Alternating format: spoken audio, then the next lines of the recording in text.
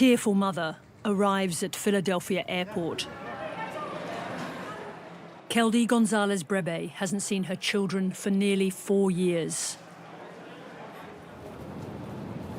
They were taken from her at the US border in 2017, victims of Donald Trump's family separation policy. Yo siempre, ¿verdad, John, le decía a usted que yo sentí esa fe que yo iba a estar aquí con mis hijos? Sí, siempre me lo han dicho, sí. Now, a new US government is trying to put more than 1,000 separated families back together. Keldy is one of the first parents they've brought back to America. Yo quiero decir bendición que los amo. ¡Ay, los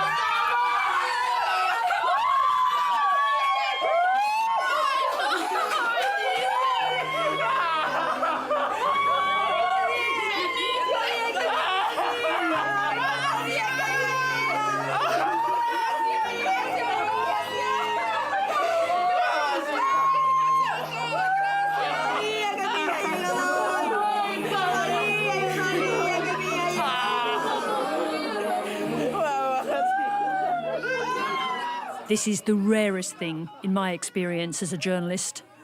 A truly happy ending. Ay, te amo, mi negrito bello. Te amo. Aquí estoy, muñeco.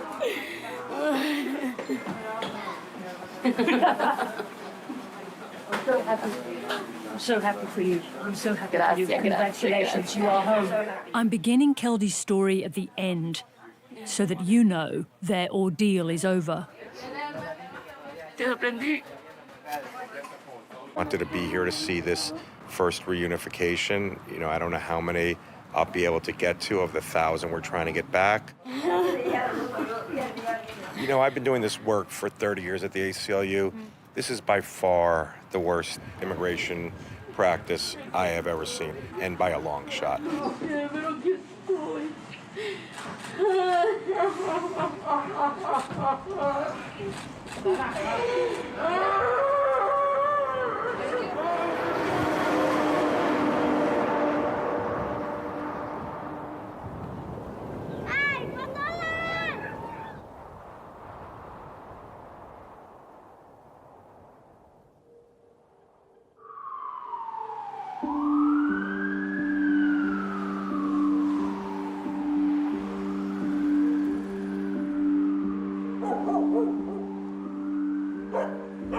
The border city of Ciudad Juarez is an unlikely place to seek refuge from violence. Whole neighborhoods lie abandoned after residents fled during the savage cartel wars of the past 15 years.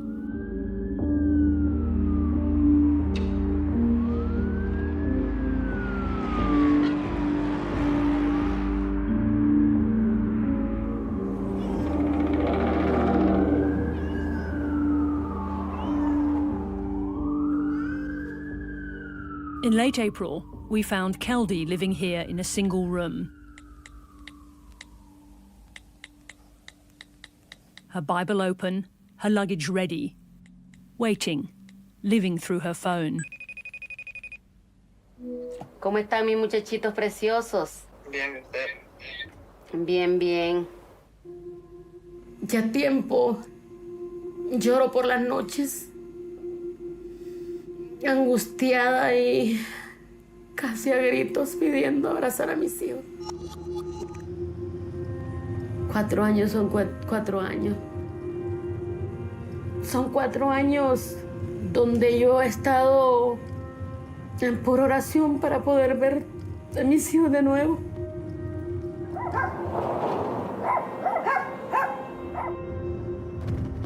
Her friend Anna is driving Keldy to the dentist.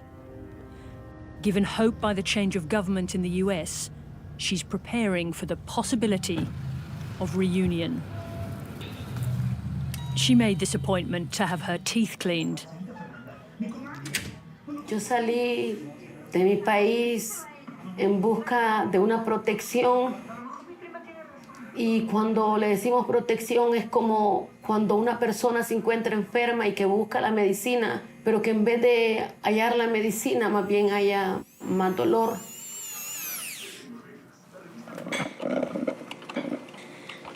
más dolor y así sentí. Sentí como que me mataban en vida cuando me arrancaron a mis hijos. During these years, Keldy had a powerful ally in the US.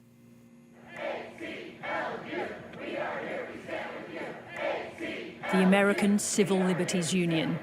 The judge, in a nutshell, saw through And its immigration lawyer, Lee Gallant. wanted. President could not override the courts.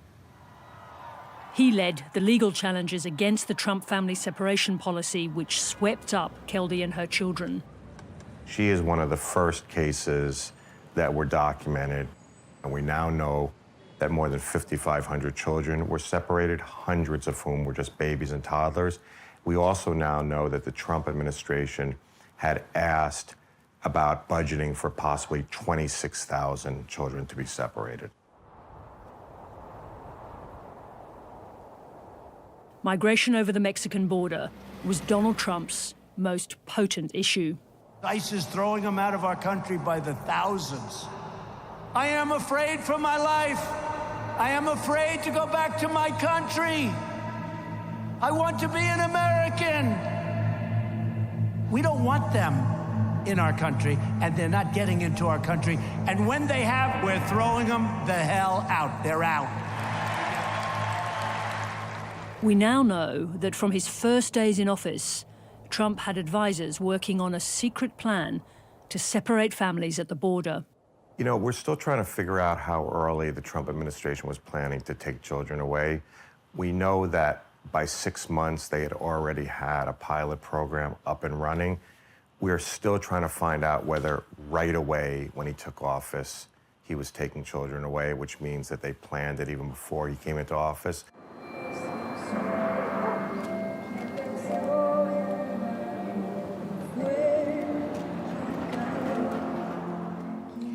Gloria a Dios, aleluya, gloria a Dios.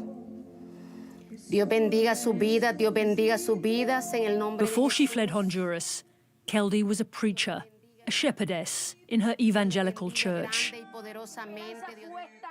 From her room in Ciudad Juarez, she made regular online sermons to her flock.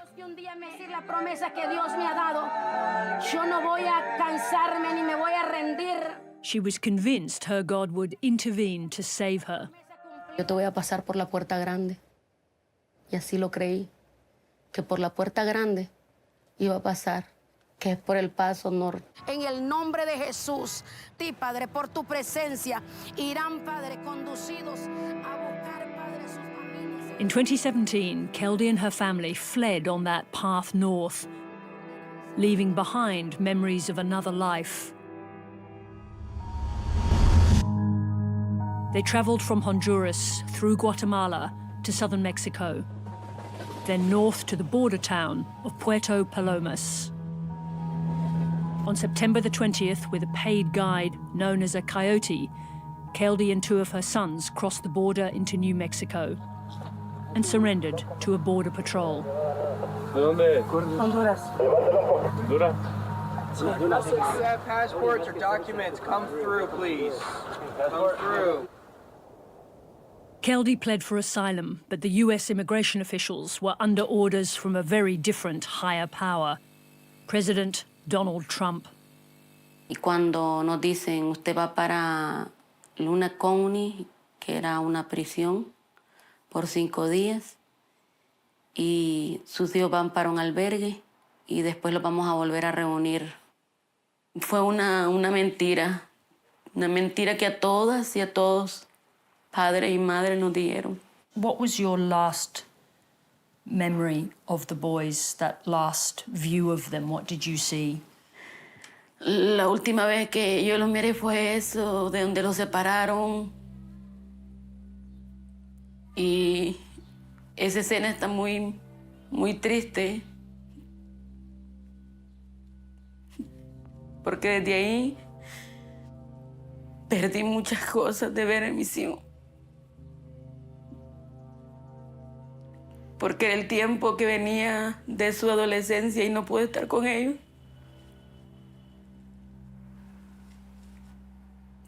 Fueron 4 años desde ahí.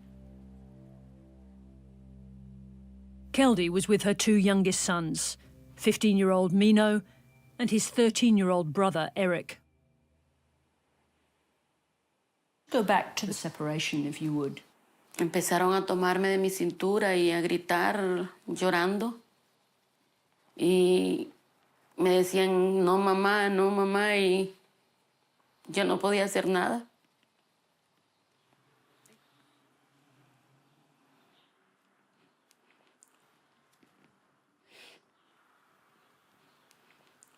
Cuando mis hijos escucharon que los iban a separar, uno de ellos, Mino, gritó así, mejor no los hubiéramos venido de Honduras, allá los hubiéramos quedado aunque los asesinaran o los hicieran daño, si hubiéramos sabido que los iban a hacer este daño tan cruel, dijo mi hijo, de quitarlo a mi mamá.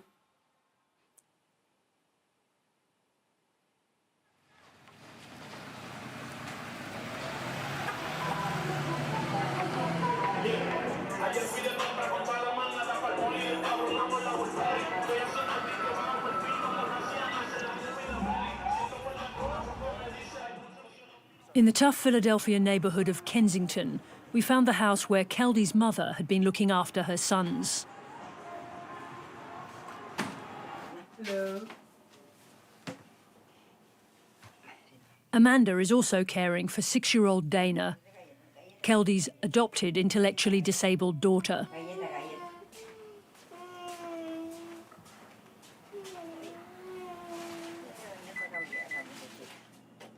The old woman brought Dana across the border in 2017.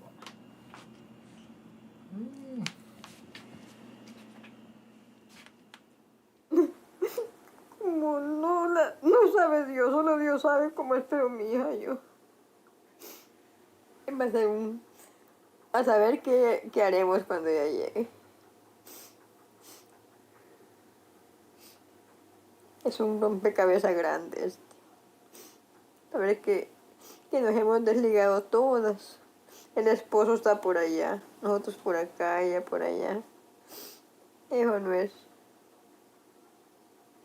In all the family's suffering, Amanda is most worried about Mino. Y le pegó una depresión. Él está sufriendo mucho. Los dos, todos están sufriendo. Pero él más, porque le da depresión. Él llora, a veces no quiere comer.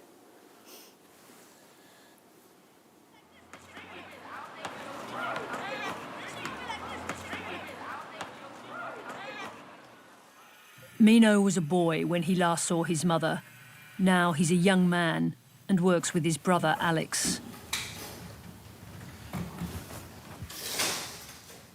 Aquí no tengo amigos, no muchos. Y no tengo a mi mamá tampoco. Entonces solo me queda trabajar. His memory of the separation is vivid.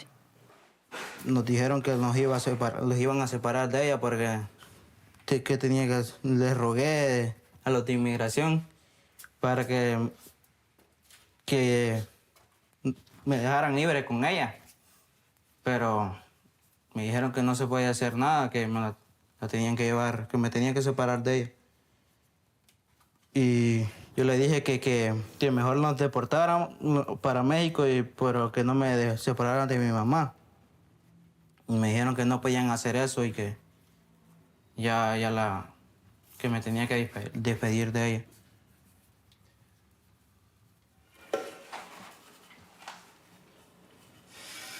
Y cuando nos llevaron ya para una detención, si le llaman la hielera, pero es para niños, yo le dije a mi hermano que parara de llorar, porque él se estaba riendo, entonces no quise como dar más lástima.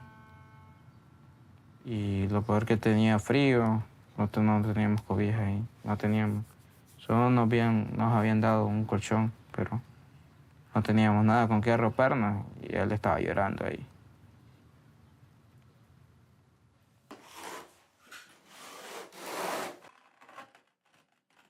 Keldy's eldest son, Alex, crossed the border alone and made his way to Philadelphia to be with his brothers. Siempre estaban tristes porque no estaban con mi mamá. Y pues entonces yo tuve que venirme. Y tuve que venirme aquí para estar con ellos, cuidarlos y pues siempre darles, aconsejarlos como un hermano mayor. Primero vivimos con una tía y luego cuando mi hermano mayor llegó acá, vivimos con él y con mi abuela. Eric was only 13 when his mother was taken away. Nosotros pensábamos que la iban a liberar rápido. Cuando al día siguiente cambiaron de opinión y que a nuestra madre le iban a llevar a una prisión para mayores de inmigración. Y a nosotros nos iban a poner en una casa hogar.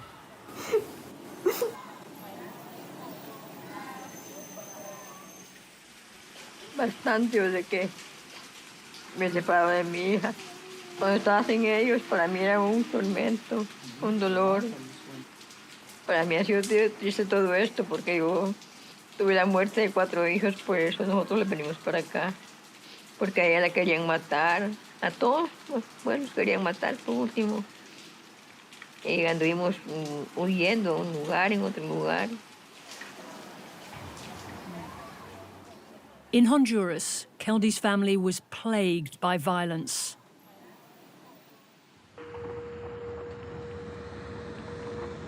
In 6 years, 4 of her brothers and a sister-in-law were murdered.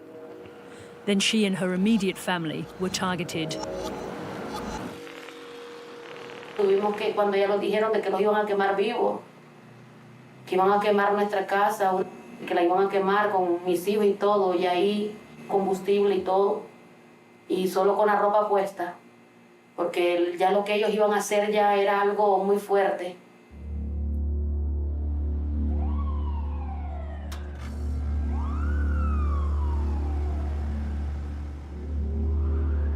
To learn more about Keldy's story, we've come to the place she fled, Honduras.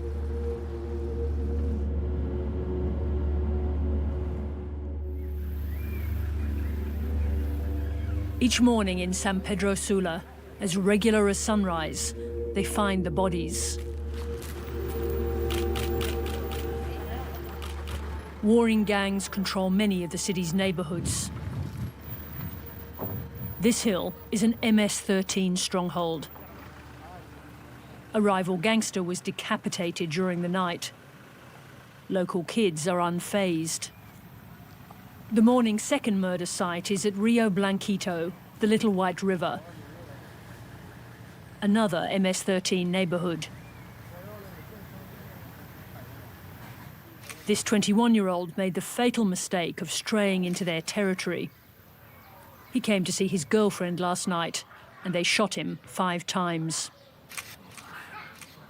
His brother limps up the path to identify him.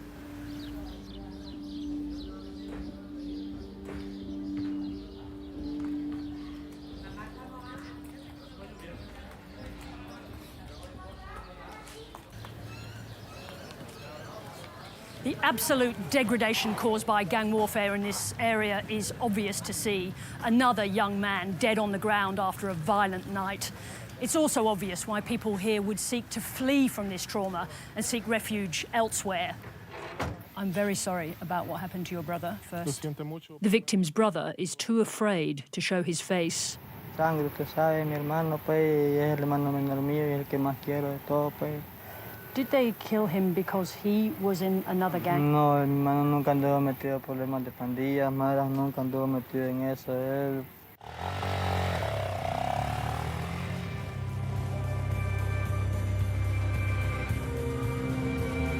In such a violent country, the death of a brother is commonplace.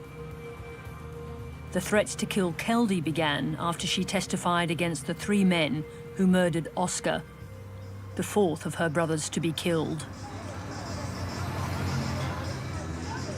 Did you ever think it would be better to go back to Honduras?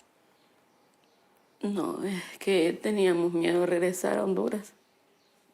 Ya en Honduras no tenemos vida. What is it that makes that impossible? La persecución que había en contra. por haber sido y sigo, ¿verdad?, como testigo protegido, porque tuve que desmantelar una banda de sicarios que asesinaron a uno de mis familiares.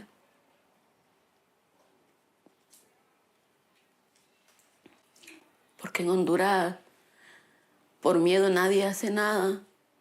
Dejan que le asesinen sus familiares y no hacen nada. Y tuve que denunciarlos al grado que los acusaron y están detenidos 3 de ellos. In this most violent of Honduran cities, police today have arrested 2 MS-13 hitmen.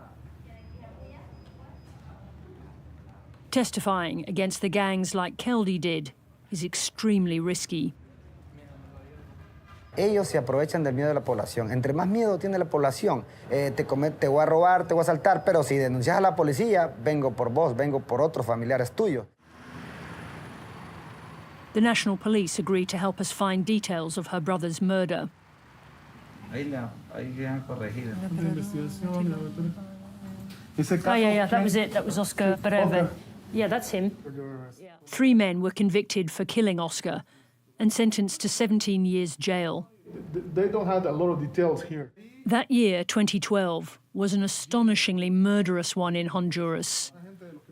There were 7,176 homicides as the gangs consolidated their control of territory.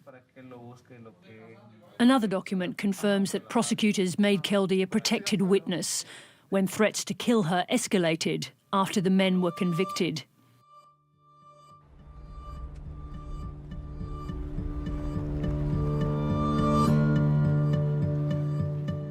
We head north, far from the big cities, to Keldy's hometown. Before they were forced to abandon it, their family home was close to the Caribbean coast and the resort town of La Ceiba. It's a lucrative market for tourism and gangsters. The barrios on the outskirts of La Ceiba are not for tourists. Is it safe? It's dangerous. Yeah. In this area, it's very dangerous. Fighting for territory, you know, for drugs. Last month, killed in this area 1 boy. Right. 11 o'clock morning, killed. Whoa. Yeah. Why? Fighting for territory. Territory. Humble house, my children. This neighborhood is very close to where Keldy's brother Oscar was murdered. Brother to Sister Keldy killed in this area and then persecuted, you know, to Sister Keldy. Bad situation. Pastor Isaias was Keldy's spiritual mentor. Sister Keldy, she's a good pastor. She has passion, you know, to the preach. She has the passion, you know, for winning the soul, you know, for the kingdom of God. Yeah. On Sunday morning, the souls arrive at Pastor Isaias's evangelical Moravian church, ready to be saved. Tú estás en los planes perfectos de Dios. Por eso se levantaron los vientos para destruirte tu vida, pero aquí estás en esta mañana, sentados, presentes a la casa de Dios, porque hay un propósito de parte de Dios para tu vida. A su nombre, a su nombre. It's here that Keldy converted to Christianity after her brother's murder.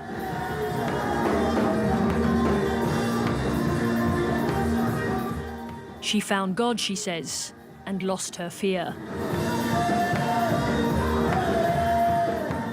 There's something hypnotic and wild in this Caribbean-inspired evangelism. It seems like a momentary escape from the danger and poverty outside. Yo veo una enfermedad saliendo de ella. Quiste se va, Jehová. Hoy se disipa, se deshace todo quiste. El alabario se va, dolencia se va. Jehová, en el nombre de Jesús de Nazaret, hoy se va. This was Keldy's world before her enemies came searching for her. Some people I know, yes, for looking where is she, you know, for asking, you know. But we don't say nothing, you know, very quiet, you know. Who came? People, bad people, you know, bad people, gangs, you know. Looking for Keldy? Some, yes, but we don't say nothing.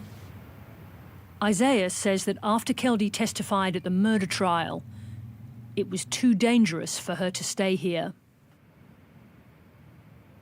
Very dangerous. And, you know, in Honduras, or La Ceiba, out of Honduras, a lot of people is killed, you know. Many people come out from jail, but they revenge, you know. Oh, you put me in jail, or your family, your brother, or your sister put me in jail. Now I want to revenge.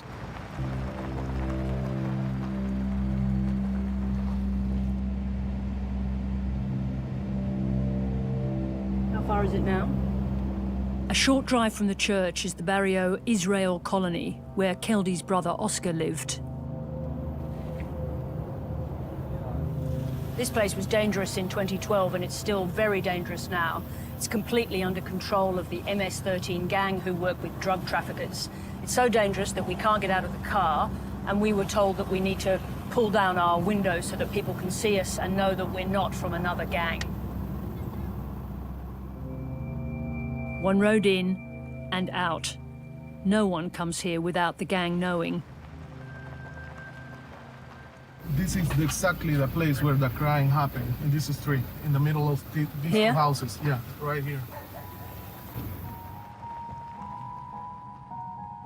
Keldy has one brother still living in Honduras.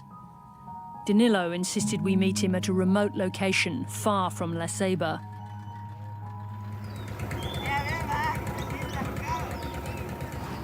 Ever since the murder of his brother Oscar, he says a threat has hung over every member of the family. Danilo only trusts those he calls his black brothers, the local Garifuna people. The Caribbean coast of Honduras is a transshipment point for cocaine from Colombia. That's why the gangs are so strong and so ruthless. Danilo takes us far from where anyone will recognize him. Because I'm a Oscar brother, I'm a Keldy brother. My face and the Keldy face is similar. One guy here say, I can sew the face, I can put in 3 bullets in the hair. Si yo lo veo su cara, yo pongo 3 balas en su cabeza. Danilo works as a tourist guide. It's only here he feels safe, prepared to talk about his brother's murder.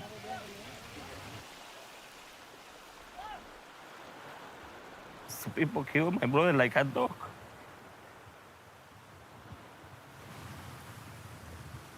Mi hermano lo mataron por nada. Quererse apropiar de una propiedad que tenía. 4 guys killed my brother. It's smashed to the hair, to the rock. Smashed his head with a rock. The rock, yeah. What kind of people killed him? MS-13. Somebody paid for these people. So these are paid to kill him? To kill him. Paid to kill him. He says Keldy will never be forgiven for making sure the killers were punished. Keldy giving information to the police, for the one guy go straight to do 30 years in the prison. His family be angry to Keldy and my family. Keldy come to La Ceiba, is 100% somebody killed.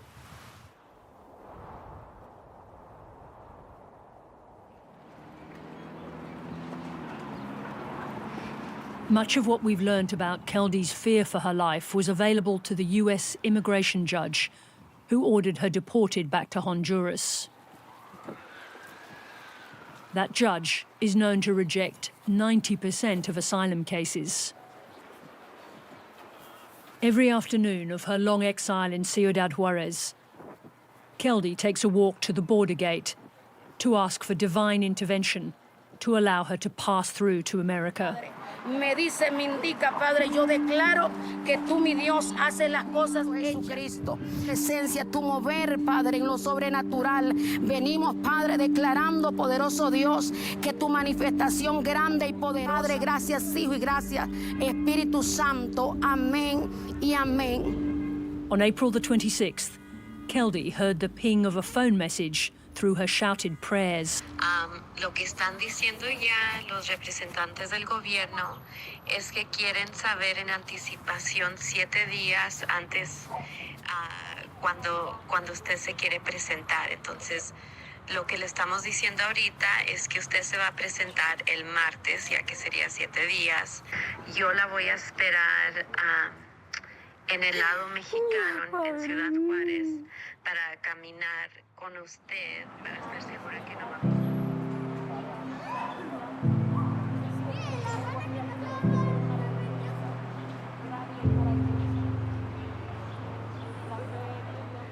Y gracias, gracias, gracias.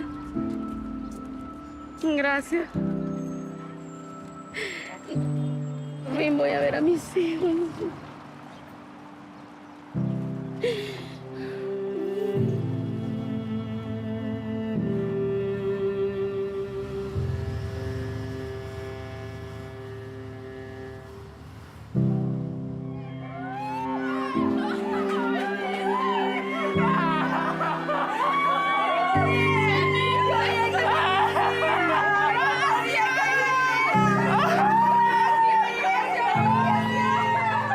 This family's reunion marked the end of a dark experiment that challenged America's idea of itself. To the extent there was any silver lining, it was that the American public said, wait, enough is enough. And it transcended ideological lines in a way that I have never seen. But for the rarest moment, what mattered most was a mother's love and the simple humanity of ordinary people.